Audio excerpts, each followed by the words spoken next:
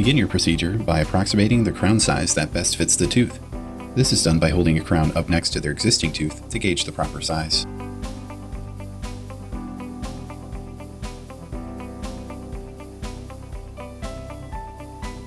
Start your reduction by reducing the incisal edge of the tooth. For this step, we recommend using a coarse grit wheel diamond burr. Using the adjacent teeth as points of reference, reduce the incisal edge 1 mm. Preparation is very similar to that of plain stainless steel crowns, but it requires slightly more tooth reduction. This increased reduction is necessary to properly fit an appropriately sized crown, making the restoration as natural looking as possible. Proper incisal reduction will allow the crowns to seat passively and subgingivally 1 to 2 mm. The next step is interproximal reduction. For this step, we recommend using a coarse grit, round end, tapered diamond burr. Reduce interproximally 1 mm following the contour of the natural tooth, remaining supragingival.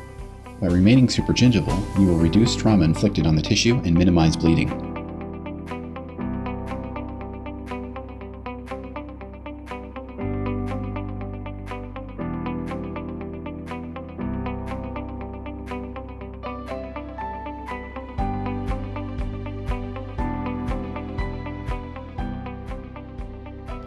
Now, begin your facial lingual reduction. For this step, we recommend using a coarse grit, round end tapered diamond burr. You may find it useful to use a football-shaped diamond burr to remove the cingulum. Reduce the facial and lingual 1 mm, remaining supragingival.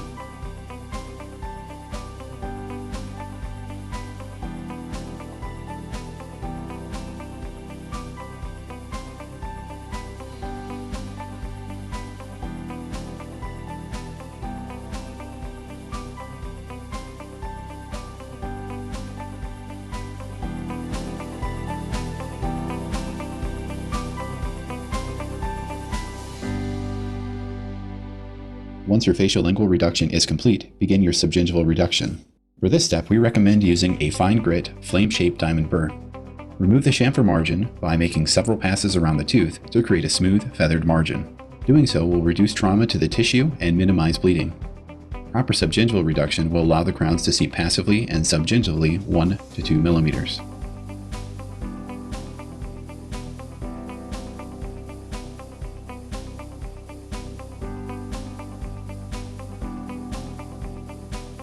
Try your selected crown size and verify the crown fits passively and completely. The most important key to remember when placing zirconia kinder crowns is that a passive fit is required.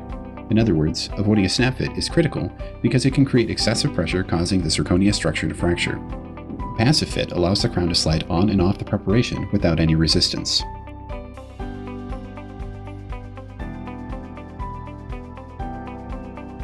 Next, rinse the preparation and crown to remove any blood and debris. If hemorrhaging continues, apply pressure using a 2x2 or Compre cap until hemorrhaging subsides. Some clinicians use a hemostatic agent to speed up this process.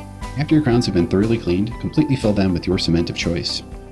If the crown is not completely filled with cement, blood can get inside the crown, causing the restoration to discolor over time. This cementation technique also removes inadvertent voids in the cement, ensuring proper retention.